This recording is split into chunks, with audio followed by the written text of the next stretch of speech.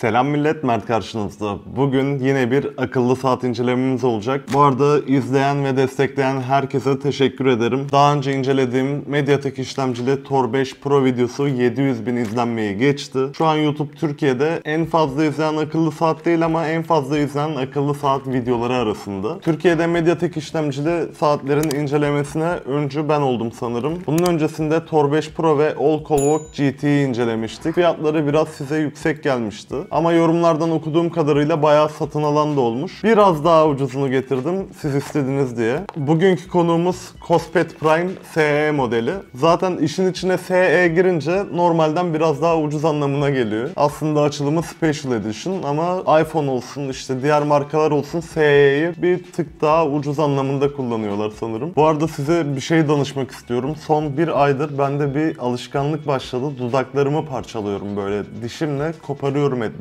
ve sürekli kanıyor, kabuk bağlıyor, tekrar koparıyorum. Acı içindeyim ve çok kötü bir görüntü oluşuyor. Özellikle de kuruduğu zaman böyle ekmek arası bir şey yemeye çalıştığımda dudağım geriliyor ve çatlıyor hepsi ve çok canım yanıyor. Başına gelen varsa ve bu alışkanlıktan kurtulduysa aşağıda bana öneri yazabilir veya ne yapmam gerektiğini bilen biri varsa aşağıda yazarsa sevinirim. Gerçekten çok kötü durumdayım. Şimdiden yazanlara teşekkür ederim. Hadi bebişi açalım. Evet, ürünümüzü Banggood.com'dan aldım demeyeyim, istedim gönderdiler ücretsiz bir şekilde. Hızlı bir şekilde elime ulaştı. Yaklaşık 14 gün gibi bir sürede kapıma geldi. Banggood bana yolladığı için vergilerini de ödeyip yolluyorlar. Görebilirsiniz şurada prepaid yazılı. Fakat siz vergiler dahil kargo seçeneğiyle alamıyorsunuz bu ürünü. Kesinlikle express kargoyla satın almayın. Orada standart kargo var. 2 veya 3 dolar gibi bir ücreti var. Onu seçin. Gümrüğe tabi tutulacak. Gümrükte açılmazsa kutusu maksimum 30-40 lira para ödersiniz. Açılırsa da maksimum kesecekleri tutar 100-120 lira civarında olur. Kutu sağ salim elimize ulaştı. Buraları tabii ki ben çizdim adres vesaire gözükmesin diye. Hadi şunu reisle açalım. Hoppa. Hoppacık. Evet, güzel bir şekilde sarmışlar süngeri. Gayet korunaklı gelmiş. Evet, kutumuz bu şekilde. Sade bir tasarıma sahip. Markası Kospet. Tekrarlıyorum, modeli Prime SE modeli. Kutumuzun yan tarafında Smart Watch Phone yazıyor. Gerçekten de öyle. Nano sim kart takılıp bir telefonmuş gibi kullanabiliyorsunuz. Daha önceki Mediatek işlemcili saatlerimin videosunu izleyenler aşinadır zaten. Diğer tarafta aynı şekilde ve arkasında model ismi, özellikleri vesaire yazıyor. Hadi bakalım, açalım. Hop. Güzel vakum. Hadi.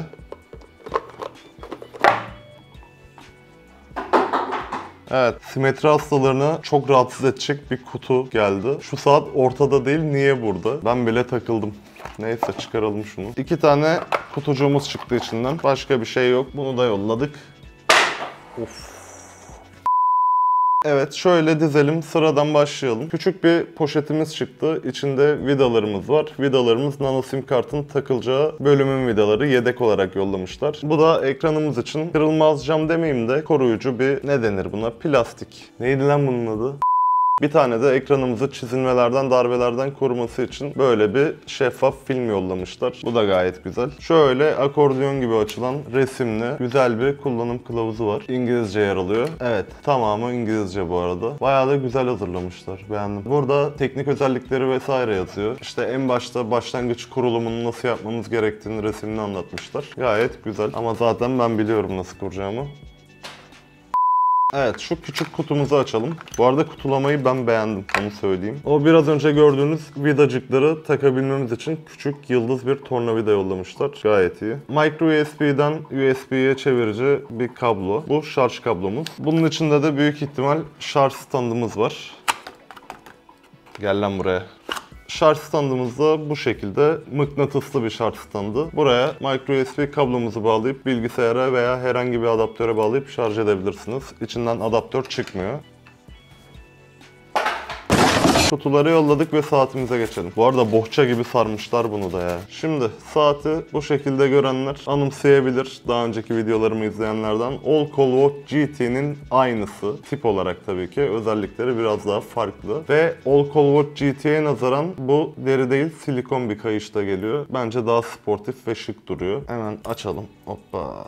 Bu arada 24 milimetrelik değiştirilebilir evrensel kayışlarla geliyor. Yani beğenmezseniz istediğiniz 24 milimetrelik bir kayışı takabilirsiniz. Bu da gayet güzel düşünülmüş. Şarj dokumuzu göstereyim. Çat diye oturuyor ve hiçbir şekilde düşmüyor. Gayet sağlam mıknatıslara sahip. Şuradaki filmimizi kaldıralım. Oh yeah.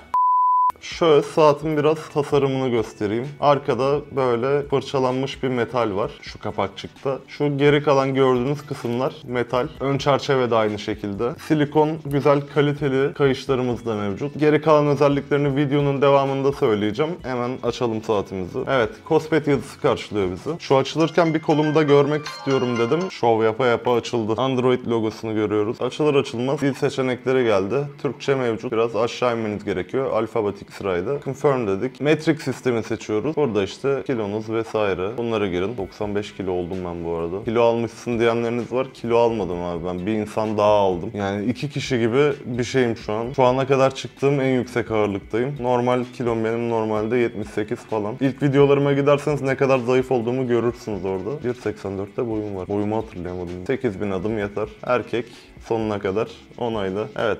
Bunu tarat diyor. Kameranızı açın. Uygulamayı açacak size. Hem iOS hem Android'de de mevcut. Şöyle görebilirsiniz. iPhone kullandığım için iOS seçtim ben. VWatch 2 uygulaması. Hemen indirelim. Bu arada uygulama inerken de koluma takayım. Evet. Bayağı güzel duruyor bu arada. Şöyle göstereyim.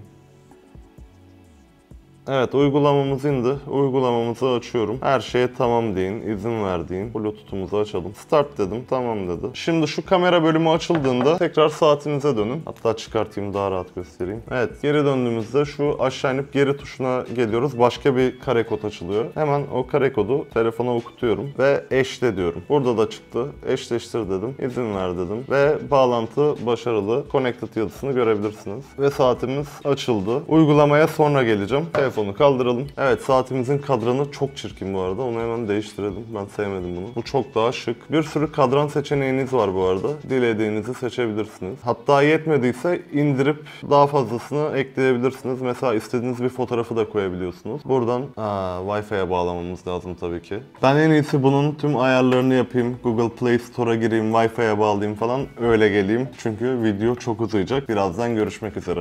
Evet, ben saate gereken uygulamaları indirirken biraz teknik özelliklerinden bahsedeyim. İşlemcimiz MTK 6739 1.25 GHz'lik bir işlemci. Cortex A53 işlemci mimarisine sahip. 1 GB RAM'imiz mevcut. 16 GB'da hafızamız var. Android 7.1.1 ile geliyor. Tabii ki devamında güncelleme geliyor ama ilk sürüm bu şekilde. Saatimiz 2 tane kameraya sahip. Ön kameramız 2 megapiksel, yan kameramız 8 megapiksel. Yan kameramız normalde 5 megapiksel. Yazılımla 8 megapiksele kadar yükseltilmiş. IP67 su geçirmezlik sertifikasına sahip ama ben yine de suya girmenizi tavsiye etmem. Bağlantı teknolojisi olarak Bluetooth 4.0'ı kullanıyor. Ekranımıza gelelim. 1.6 inç TFT bir ekrana sahip. 400'e 400 piksel. SIM kart takılabiliyor. SIM kartınızın nano SIM olması lazım. Ağırlık kısmına ve boyut kısmına gelelim. 86 gram ağırlığımız. En ve boyu 5'er santim ve kalınlıkta 1.8 santim. 24 mm evrensel değiştirilebilir kayışlara sahip. Tarzınıza göre istediğiniz kayışı takabilirsiniz. Batarya bölümüne geldiğimizde de 1260 mAh bataryamız var. Piyasadaki akıllı saatler arasında en yüksek kapasiteli bataryalardan biri diyebilirim. Sıfırdan 100'e de yaklaşık 3-3,5 saatte şarj olabiliyor ve düzenli kullanımda şarjı tam olarak 2 gün gidiyor. Evet, selamlar. Tekrar geri geldim. İndirmem gereken uygulamaları indirdim. Diğer videolarda yaptığım gibi uzun uzuna indirdiğim uygulamaların içine girmeyeceğim. Çünkü zaten girip rahat bir şekilde çalıştırabiliyor. Diğer videolardan da izleyebilirsiniz ama birkaç tanesini açacağım. Netflix, Telegram gibi. Bu arada Telegram kanalı açtım. Aşağıda açıklama kısmında var. Katılırsanız sevinirim. İndirimleri, kampanyaları ve bulduğum indirim kupon kodlarını paylaşıyorum. Yaklaşık şu an 1100 kişilik bir ekibiz. Biraz daha büyütmek istiyorum. Dediğim gibi katılırsan sevinirim.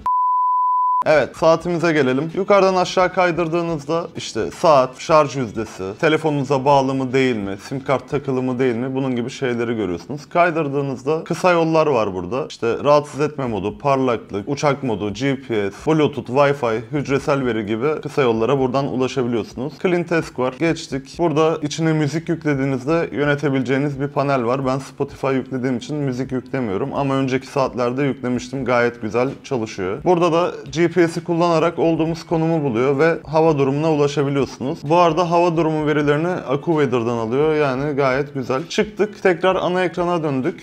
Yana kaydırıyorum ve menümüz açılıyor. Menümüz bu şekilde Apple Watch'tan alışık olduğumuz küçük küçük simgeler halinde olan menüden ve hiçbir şekilde kasma takılma yok. Gayet akıcı. Tekrar geri dönelim. Diğer tarafa kaydırdım. Burada bildirimleri görebiliyorsunuz. İşte indirdiğim uygulamaları yazıyor. Mesela işte doğrulama kodu gelmiş öncesinde. YouTube yorumlarım vesaire gelmiş. Gayet başarılı. Tekrar menüye geri döndük. Aşağıdan yukarı kaydırdığımızda da spor bölümü açılıyor. Günlük yürüme verilerimiz, adım sayımız, yürüdüğümüz mesafe, yaktığımız kalori gibi verileri takip edebiliyoruz. Çıktık. Menümüze gelelim. Menüyü bu şekilde kullanmak zor gelebilir. Onu değiştirebiliyorsunuz. Ayarlara geldim. App List Style var. Ona tıkladığınızda şu an Bubble'da ARC'ye alıyorum ve düz bir şekli alıyor. Şöyle yana kaydıralım. Bu şekilde daha rahat kullanımda sunabilir. Ben böyle daha rahat kullanıyorum. Telegram indirdim. TikTok var. WhatsApp var. PUBG Mobile var. PUBG Mobile'ı göstereceğim. Netflix var. Instagram var. Temple Run var. Discord var. Yani sizin aklınıza ne geliyorsa indirebilirsiniz. E-Devlet'ten Yemek Sepeti'ne, Letgo'dan, sahibinden.com'a kadar tüm bulabileceğiniz uygulamalar mevcut. Sadece Netflix ve PUBG'yi ben APK olarak indirdim. Zaten çok basit. Arayıcıya girip PUBG APK ve Netflix APK yazarsanız ilk çıkan siteden indirin, kurun. Bu kadar. Ondan sonra Spotify indirmişim, YouTube indirmişim. Bayağı bir şey indirdim. Instagram falan vardı. Onu gördünüz mü bilmiyorum veya söyledim mi bilmiyorum. Burada menümüz gayet kolay ve kullanışlı. Telefonla aramayı göstereceğim.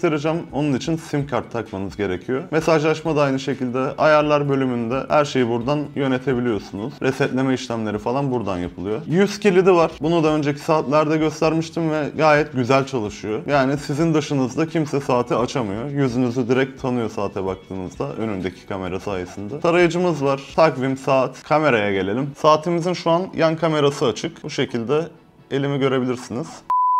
Fotoğraf çekebiliyorsunuz ve video kaydı da var. Aynı şekilde ön kamerada da yapabiliyorsunuz bu işlemleri. Bunu tepe kamerasına değil size göstereceğim. Şöyle kamerayı görebilirsiniz. Tepe kamerasından göstermem gerçekten zor oluyor çünkü yukarıda ışık var. Ama şunu söyleyebilirim. Yan kamerası çok daha iyi. Zaten ön taraftaki kamera 2 megapiksel, yan taraftaki 8 megapiksel. Bana göre ön kamerayı da 8 yapsalardı çok güzel olabilirdi. Çünkü görüşmeleri genellikle ön kamerayla yapıyorsunuz. Galeri, müzik, ses kaydedici, dosya yöneticisi, nabız ölçer var, fitness var, işte burada yaptığınız aktiviteleri kaydedebiliyorsunuz. Dışarıda koşu, dışarıda yürüyüş, içeride koşu, bisiklet, basketbol, futbol, ping pong, badminton, ip atlama gibi gibi. Hava durumuna girdiğinizde de zaten göstermiştim. Daha detaylı bakabiliyorsunuz buradan. Önümüzdeki günleri vesaire gösteriyor. Sesli arama var. Arayalım. Mert Bayan Temur. Bu şekilde sesli olarak Google araması yapabiliyorsunuz. Bu da gayet güzel çalışıyor. Şunu göstereyim bu arada. Görüyorsunuz bakın kare çıkıyor. Bunu ben yaptım. Üst tuşa basılı tuttuğunuzda bakın şurada bir kare var. Ona bastığınızda ve geri geldiğinizde tam ekran haline döner ama sağda solda köşelerde basmanız gereken tuşlar olduğunda basamıyorsunuz. O yüzden yukarı basılı tutup hemen bir saniye içerisinde kare ve yuvarlak olarak değiştirebilirsiniz görüntüyü. Play Store'a gireyim. Bakın burada daha iyi göstereyim. Tamamen uygulama kare. Bastım. Tam ekran yaptı. İşte burada Trendyol var, Facebook Lite var, Ziraat var, Subway Surfers, E-Devlet var dediğim gibi, Instagram var, var oğlu var. Gittikçe gidiyor. Bir sürü oyun da var bu arada. Yani çok bir sınırınız yok. Lightroom bile var yani. Fotoğraflarınızı bile düzenleyip renklendirebiliyorsunuz. Ama bu küçük ekranda ne kadar kullanışlı olur? Orası ayrı mevzu. Haritalar var, hesap makinesi vesaire vesaire. Bitti. Evet, şimdi uygulamalara geleyim. Netflix'i göstermek istiyorum öncelikle. Ben dün hesabıma giriş yapmıştım. Direkt açıldı zaten. Mesela House of Cards'tan çok kısa bir oynatma yapalım. Oynat dedim. Ve açtığınızda saati yan çevirmeniz gerekiyor. Evet, bu şekilde diziyi izleyebiliyorsunuz. Dediğim gibi ekran şeyini değiştirelim hemen. Kare yapalım. Her noktasını görün. Yani gayet güzel bir şekilde izleniyor. Altyazılar falan sorunsuz çıkıyor. Gayet başarılı olmuş. Geri bastık. Ve Netflix'in en güzel kısmını söyleyeyim. Netflix'in mobil uygulamasında olduğu gibi bunda da sonra izlemek için istediğiniz diziyi, filmi indirebiliyorsunuz. Şurada indirilenler bölümü bölümü var. Bu da gayet güzel olmuş. PUBG'ye girerken Facebook şifremi vesaire istedi. Kusura bakmayın, gerçekten uğraşamayacağım şu an. WhatsApp'ımız burada, TikTok burada. Hadi TikTok'u göstereyim. Evet, bu şekilde TikTok vesaire izleyebiliyorsunuz. Bu arada PUBG oynamak istiyorsanız bu saati değil, bu saati tercih edebilirsiniz. Şu an şarjı yok. Lamfol Lam-T modeli. Aşağı linkini ekliyorum. Buna da bakabilirsiniz. Özellik olarak ve şarj olarak bu gördüğünüz saatten biraz daha üstün ama şu gördüğünüz büyük tasarıma sahip. Kolda şöyle duruyor. Küçük bir iPhone gibi. Ama büyük ekran rahatlığını söylemeden geçemeyeceğim. Daha önce videosunu çekmiştim. O da yukarıda çıkacak. İzlemek isteyenler gidebilirler. Bunda da Google Play Store'unda PUBG'nin uygulaması yok. APK olarak indirip kurduğunuzda oynayabiliyorsunuz. Şimdi tekrar kamera bölümüne geleyim. Ön kamerayı deniyorum şu an. Bir fotoğrafımı çekeceğim. Ha, videoyu çekiyormuşum. Yanlış yere bastım. Olsun. Şu an sesimi Cosplay Prime SE'den alıyorsunuz. 2 megapiksellik ön kamerasına konuşuyorum. Şimdi de fotoğraf çekeceğim 2-3 tane. Hayda. Bak, yüz takibi de yapmışlar kamerada. Diğerlerinde yoktu. Güncellemeyle gelmiş olabilir. Şu an yüzümü algılıyor, ona göre netliyor. Gerçi ne kadar netleyebilir ki 2 megapiksel. Şimdi bir de yan kamerasına geçelim. Şimdi de Cosplay Prime SE'nin 8 megapiksellik yan kamerasından görüyorsunuz beni. Normalde kameramız 5 megapiksel ama yazılımla 8 megapiksele yükseltilmiş. Bu nasıl oluyor ben hiç bilmiyorum. Sesim de aynı şekilde kameradan geliyor. Şimdi bir de yan kameranın fotoğraf performansına bakalım. Evet, şimdi telefonumuzdan sim kartı çıkarıp saatimize takalım. Şunu da anlamıyorum abi. Yıl 2020 hala sim kartı çıkartmak için şu iğneye ihtiyaç var. Şunu artık bir çözün abi. Farklı bir şeyler yapın. Hatırlarsanız kutu açılımında yanında küçük bir tornavida çıkmıştı. O burada işimize yarayacak. Şurada minnacık bir vidamız var. Onu açıyoruz ve İşlem tamam. Sim kartınızı takabilmeniz için sim kartınızın nano sim olması gerekiyor. Zaten artık herkesin nano simdir diye düşünüyorum. Şu şekilde kapağı kaldırdım, sim kartı koydum ve oturttum. İşlem bu kadar. Sim kartı taktıktan sonra bir kapatıp açalım ve tekrar açıyorum. Evet, saatimiz açıldı ve pin kodumu sordu. Onu girdim ve işlem tamam. Yukarıdan aşağı kaydırdığımda bakın burada görebilirsiniz. Vodafone 4G yazıyor. Aha, telefon çalıyor. İyi, şanslıyız.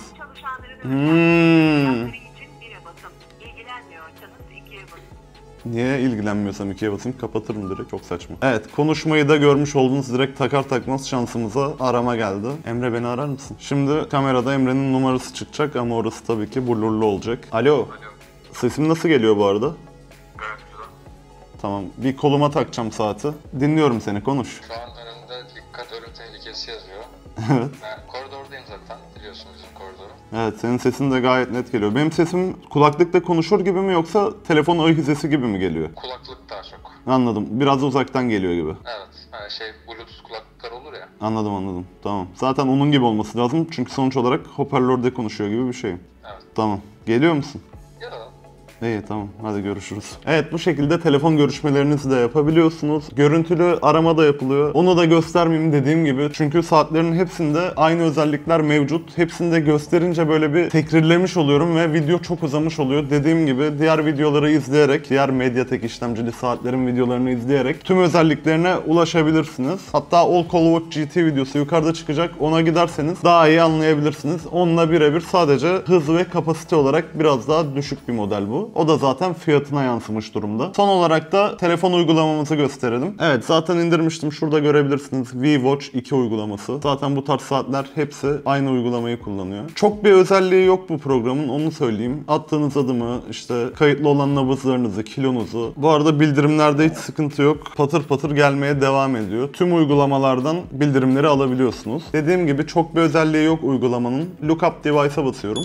Saat ötmeye başlıyor. Saati kaybettiğinizde bu şekilde bulabilirsiniz. Silent mod var, uygulama hatırlatıcısı vesaire. Bu tarz şeyler var. Açıkçası dediğim gibi çok bir şey yok. Her şeyi şu gördüğünüz saatten hallediyorsunuz. Zaten bir telefondan farkı olmadığını anlamışsınızdır. Ürünün linkini aşağıda açıklama kısmına bıraktım. İndirim kodu da bulacağım size. Onu da uygulayarak daha düşük fiyata satın alabilirsiniz. Saat hakkındaki düşüncelerime geleyim genel olarak. Saat gayet güzel. Mediatek işlemcili saatleri zaten ben seviyorum, biliyorsunuz. kullanabiliyorsunuz. Hatta biraz fazlaca geliyor özellikleri. Yani bir akıllı saatten görüntülü konuşma yapmak, Netflix izlemek şu an bulunduğumuz teknoloji çağına bile fazla geliyor bence. Ama sonuç olarak yapabiliyor hepsini. Onu söyleyeyim. Bildirimler konusunda da sıkıntı yok. Arada bir bağlantı kopmaları olabiliyor. Böyle Apple Watch tarzı saatler gibi çok senkronize çalışmıyor. Yani bağlantı kopma dediğim günde bir kere falan çok uzaklaştığınızda telefondan döndüğünde otomatik bulmayabiliyor. Bunu arada saatten tek tıkla tekrar bağlayabiliyorsunuz. Çok bir problem değil açıkçası. Fiyatına göre piyasada bulabileceğiniz en iyi akıllı saat diyebilirim. Gerçekten muadillerine göre fiyat olarak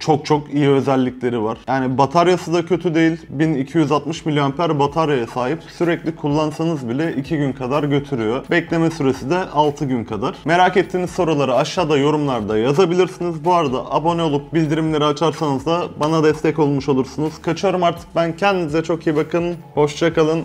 Bay bay.